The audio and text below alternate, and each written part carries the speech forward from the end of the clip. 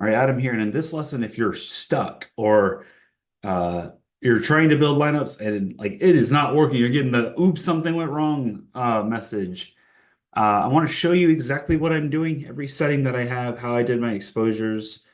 And it's just kind of like a first pass at a finished product.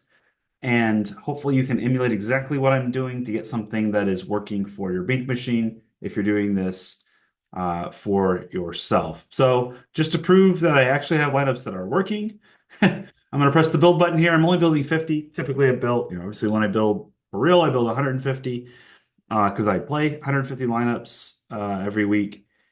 And but just because I don't want this to take forever, I'm only going to build 50 lineups. And what we're going to do here is we're going to walk through, make sure that the lineups kind of make sense a little bit. In the next lesson, I'm going to talk about uh, problems. I intentionally have problems built into some of my exposures and rules. And so we'll talk about how to troubleshoot those things and how to kind of fact check yourself in the next lesson because it's nothing more frustrating than telling the Bink Machine not doing what you're telling it to do and finding out it was you the whole time. So here are 50 lineups. I'm gonna quickly show you that a quick fact check I always do is team stack, game stack. This means how many on the same team do I have with the quarterback? How many on the other team do I have? And you'll see I have mostly doubles, some singles, and I actually built rules, spread out my rules this way depending on the quarterback, just to give you a sense of you can do this. And then on the game stack, you'll see most of them have a bring back and some don't. I think specifically, I have a rule. Every one of my quarterbacks has a bring back except in this fictitious example, Jaden Daniels, I didn't put a Bucks bring back on 100% of the time. Again, just to show you, uh, I'm kind of doing an eye test here and making sure most of my lineups have bringbacks, and the ones that don't are ones that I intentionally don't want. Same thing with stacking. This looks pretty good. Let me show you quickly how my player grid looks like. Remember, here's my canvas. I have 6 quarterbacks. I popped them in the Bink. I'll go to quarterback tab here in the Bink machine. I have 6 quarterbacks with those exposures. Same thing with running back.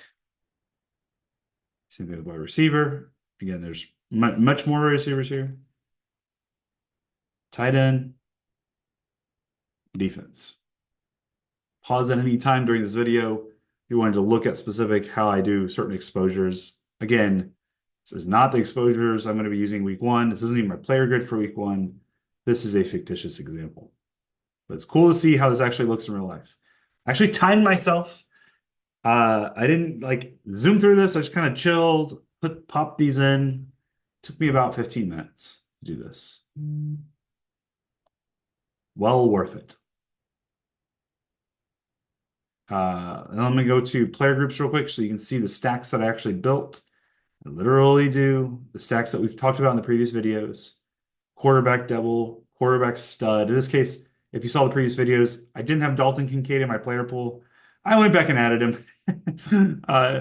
Just so you know, I'm not just throwing stuff out there. I really did. I think I intentionally had TJ Hawkinson because he's not playing, he's hurt. And so I put Dalton Kincaid. I think I gave him TJ Hawkinson's ownership just to make that work. So this says Josh Allen with one of Dalton Kincaid or Shakir, at least one of. And this over here says I actually want to double stack this 80% of the time, which is pretty cool. Then here's the bring back. And then I do this for, rinse and repeat for every quarterback that you want. And you have to think about this for every quarterback. So like Prescott, I put double 60% of the time, 100% of the time CD, and I always want to bring back from Cleveland. Lawrence it is pretty standard, pretty straightforward. For Cousins, same thing. Jaden Daniels, I only want to single stack Jaden Daniels because he's a running quarterback. I can see myself doing this, right? He's a running quarterback. I probably don't want to double stack him or not much. So I'll pair him with just one pass catcher in this case. I'll 100% of the time pair him with McLaurin. And here's the bringbacks. I want one of the Bucks as a bringback 40% of my rosters. That's why, by the way, when you saw the lineups, Jaden Daniels sometimes doesn't have a bringback. We'll find out later Jaden Daniels has a bringback 0% of the time. And we'll talk about one of the problems that you might run into if it's not doing what you want. Uh, Then for the and then Gardner Minshew only did like a single stack. And then and he's got some problems too. We'll talk about those in the next lesson. And then the defense ones that I talked about, literally looked at my defense grid and made sure that the defense was never with any of the pass catchers or quarterback.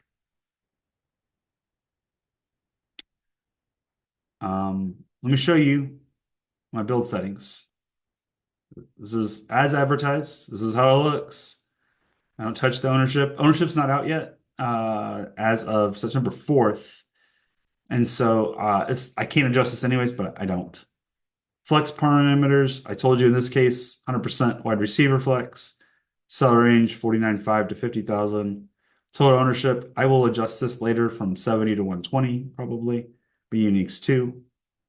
Ceiling projections blend, I don't touch this, I'll leave it alone. You can see I have zero randomness across the board. And this, we didn't talk about this in the previous lesson, but over max exposure sensitivity, I leave this balanced. If you make this, I never do it loose. If you do it strict, what that means is your exposure ranges, it has to adhere to it to a T. So it has to be between 45 and 55 and can't deviate. If I do it balanced, it'll allow the deviation and you don't want it to deviate, but it'll allow the deviation a little bit.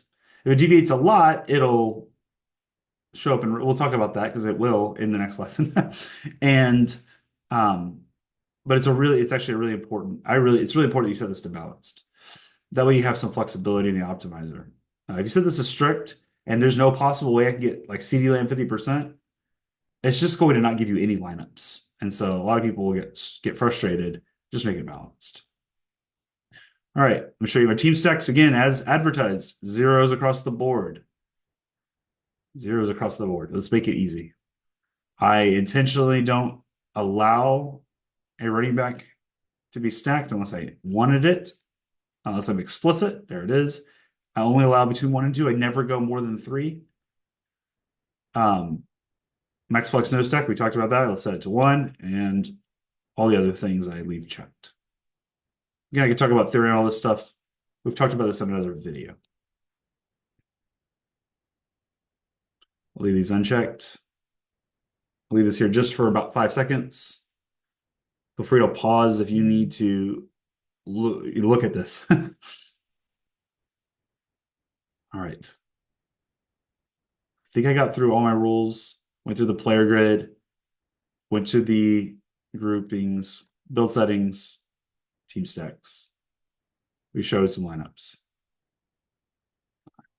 In the next lesson, I have significant problems with my rosters. And we will talk about how to identify the problems with your rosters and how to troubleshoot and fix those things. And so I'm actually going to go through one by one. It'll probably be a lengthy video, about 30 minutes, but a very important video in how to troubleshoot certain problems that you might run into because you fat figured some number or you didn't really think through your stacking partners. We'll talk about all those in the next video.